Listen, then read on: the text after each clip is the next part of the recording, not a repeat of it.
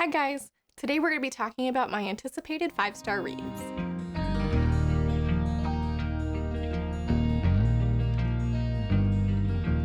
So most of these are going to be fantasy just because that's my favorite genre, but there are a couple on here that just because of sort of popular opinion about the books, I pretty much assume I'm also going to think they're 5-star reads. But before we get into that, I just want to take a quick second to thank Zinf Optical for sending me these gorgeous glasses. They have a really great variety of blue light blocking prescription glasses in so many awesome, cool frames. I chose the Urania ones in like a really subtle green. I don't wear black glasses quite as often anymore because I feel like the contrast with my face is a little bit much sometimes. So I really liked that this green was like dark but not too dark, and green is one of my favorite colors, so it was really cool that they had a pair of green frames. You don't really see that very often, but they had so many really cool unique frames to choose from. I was really torn on which ones to go for. The Artemis in particular are also really cool.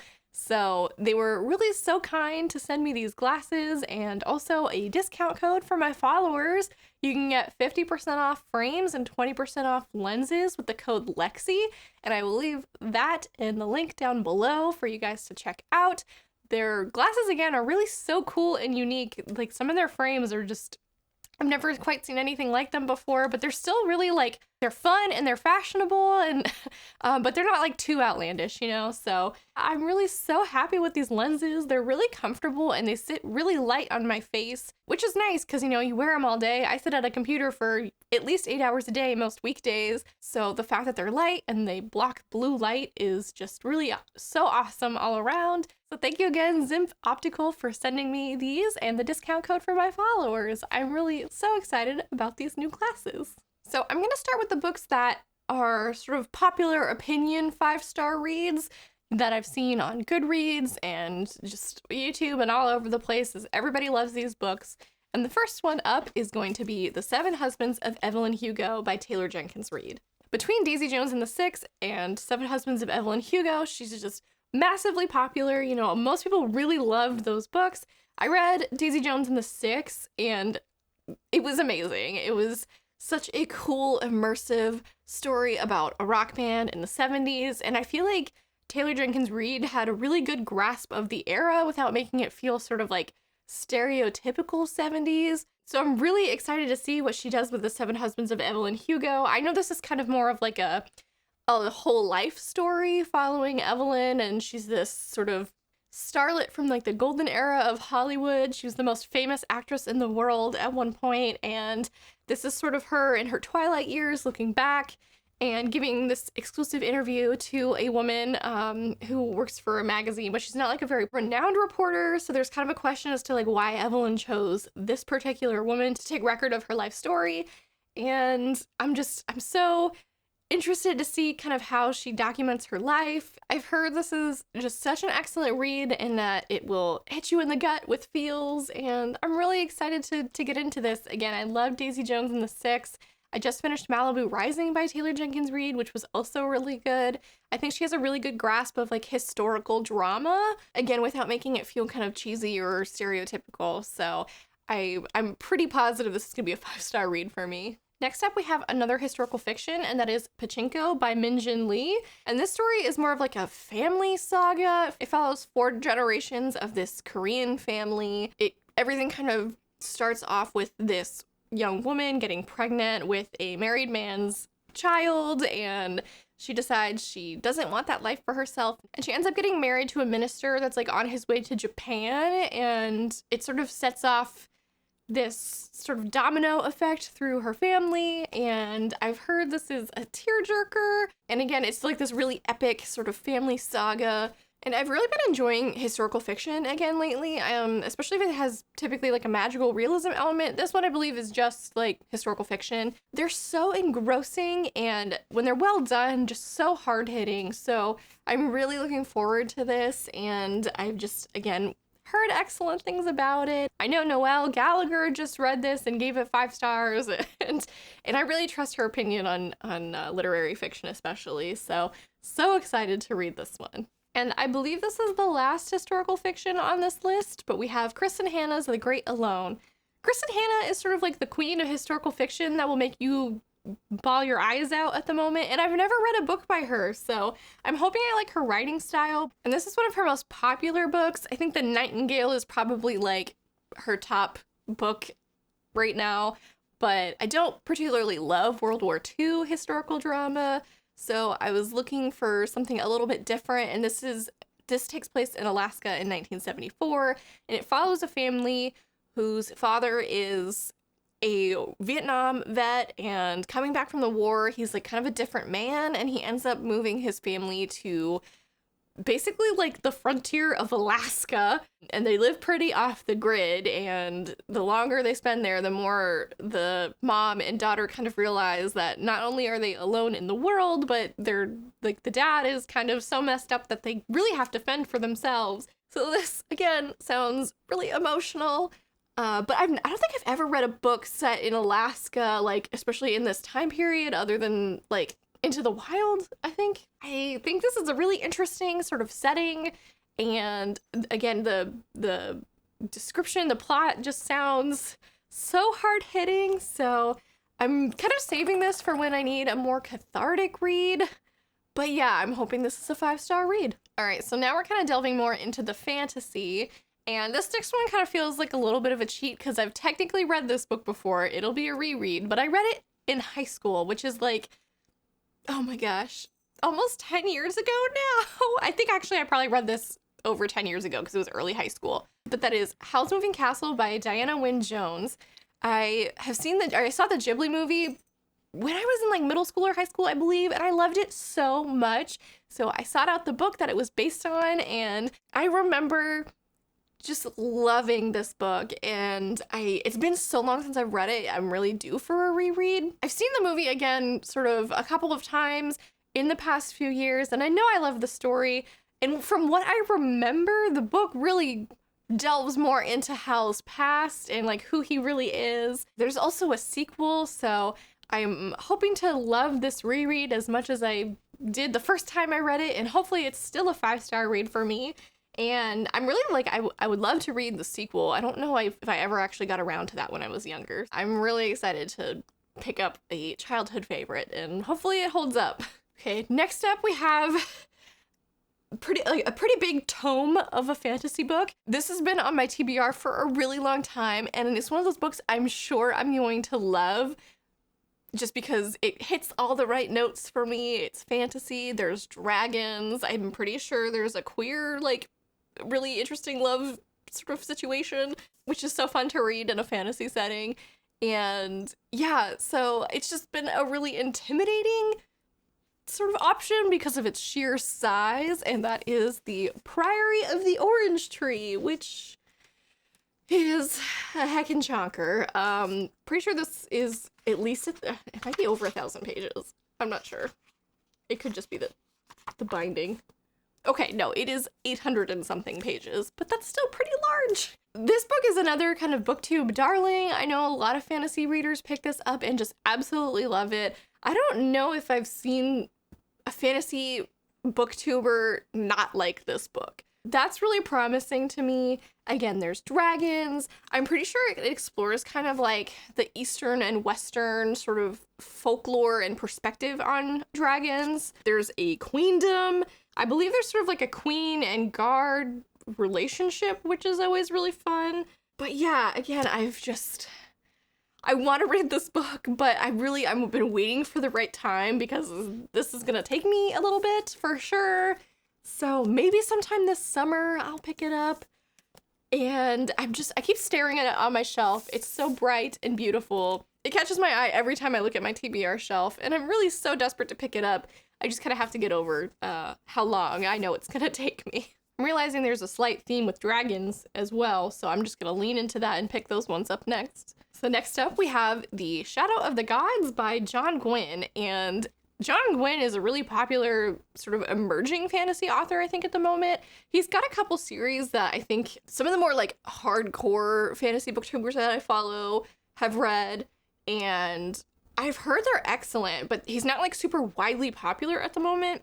I actually picked up his first book in his Faithful and the Fallen series, Malice, very recently, but I've heard his new release, The Shadow of the Gods, is like he's really come a long way with his writing and world building, and I'm just really excited to kind of jump into this new series that he's writing, and it's based off of Norse mythology. And when I was reading the blurb, it gave me really strong Skyrim vibes. I was super into that game for quite a while some years back, so I don't know, it almost has like a nostalgia factor for me. And the cover looks amazing. Like the sheer size of this dragon compared to this guy is like, oh my god. And it just seems so intense and so cool. It's a multi-POV fantasy, which I love. And again, I've heard the world building is really excellent, which is another thing I really love.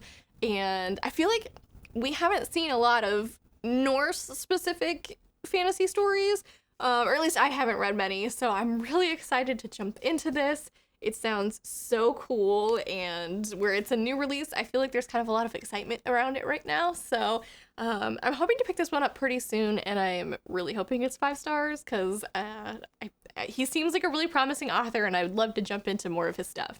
Next up, we actually have a book that is on my TBR for this month, and I'm pretty sure it's going to be my next read. That is Fireborn by Rosaria Munda. And I've heard this book described as the Russian Revolution with dragons, which is like, sign me up. I've always really been intrigued by the Russian Revolution. I obviously, like every other little girl, loved Anastasia when I was younger. And I believe the main character is sort of an Anastasia-like figure. Like she was part of the royal family, and then there was this political uprising, and she's the last one left. And yeah, so I'm really intrigued to see how dragons are kind of worked into this semi-familiar story. And again, it just ticks all the right boxes for me. And as I've said, pretty much every time I've brought up this book, I know Elliot from Elliot Brooks's channel absolutely loves this book. There is a sequel out now called Flamefall, I believe. So I'm really hoping I'll love this book. It is, I believe, a YA fantasy, so I kind of expect it to move a little bit faster. But yeah, so I'm so excited to pick this one up next. And hopefully I'll have an update for you guys on whether this is a 5-star read or not pretty soon, because I'm planning on reading it next. Okay, last dragon-related book, I promise, but that is The Dragon Republic by R.F. Kuang. I recently just finished buddy reading The Poppy War with my best friend Stephanie, and both her and I absolutely loved it. But it wasn't a 5-star read. For me, it was personally more like a 4.5, but I think the story has so much promise moving forward.